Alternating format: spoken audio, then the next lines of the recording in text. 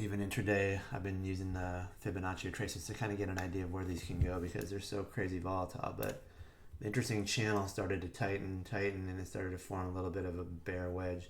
And then it just started to hold in here. And then you got a little pop and a little head fake. That candle right there, remember these are 1 minute candles, which showed it did have the ability to get above there, which was nice because you had 4 or 5 horizontal touches at like that 2940 area, and then it would hit it and fall back down, hit it, but it wouldn't break below this little channel line here. That was kind of the uptrend line. Believe it or not, that channel starts right in here and kind of touches along here. It's probably a little bit off, but in any case, you get the idea of this little wedge. I'm out of it now, but I just sold into them. I don't even know where I got out at multiple spots. Made like $716.39, but I don't know what this is going to do once it opens up. Crazy volatility in some of these stocks. Bntx, I liked that one because we came into a couple different areas on the 1 year daily. And I don't think anybody watches me on Twitch, but this is the stuff I look at. We have a nice symmetrical pattern on a stock that I like fundamentally. A really interesting German biotech company. Talked about it this morning on the Twitch live stream.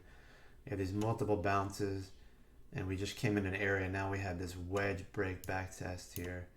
We can remove that line. But you have this little wedge area that popped to the upside, back tests, goes up, and then now we're back testing both the triangular breakout and the longer term uptrend lower support line. So I thought that would make a nice trade intraday. If you watch me on the Twitch live stream, I talked about that one this morning. And then I was watching it continuously hit the 104.90 area right there, right around this 104.80, 104.90. So then we started to create a lower wedge. Oops, why is that not Xing out of there? Started to create a lower channel there as well, so I took a position on this pullback and then just put my stop in under the channel, which was pretty tight. And then we broke the wedge to the upside. I sold a little bit into the move, and target would be like 110, maybe tomorrow or the next day. We'll see how the market shapes up here. We talked about Vero was going to be interesting this morning, and that certainly was. That's the one I wanted to do, and you can see really didn't have a lot of indication of which way this wanted to go this morning. So it opens up and then drops and then kind of pops and then drops, and then it starts to kind of create a little bit of a pattern here as well. And then you can kind of see same thing again, just simple little patterns start to tighten up. It even had some horizontal support, but you can see the wedge starts to break and then the volume picks up, and then you have a break on the MACD to the positive, all the things that we're looking for. Volume spike, positive side of the MACD. The only problem is it was already kind of high on the RSI scale, so things took a while before it could really kind of get moving. And then you see the move to the high side. My target was actually 1260, and it got well above there, 1280 I think, or 1275. And now I'm holding small for tomorrow, looking for 1360s, and we'll see how that goes as well. We'll see how this thing opens back up again. What else? IZEA was one that I wanted to talk about. If we kind of squeeze this chart, you can see the pattern is still in an uptrend pattern. You can see these little triangular breaks in here. You have a little tighter one break and then a back test break. So the trend is still kind of higher, even though it's really sloppy from the pivot break. It kind of looks like this, I guess you'd say. A little bounce and then bounce and then bounce. So it's kind of running out a little bit of energy here, but who knows what tomorrow will bring with that.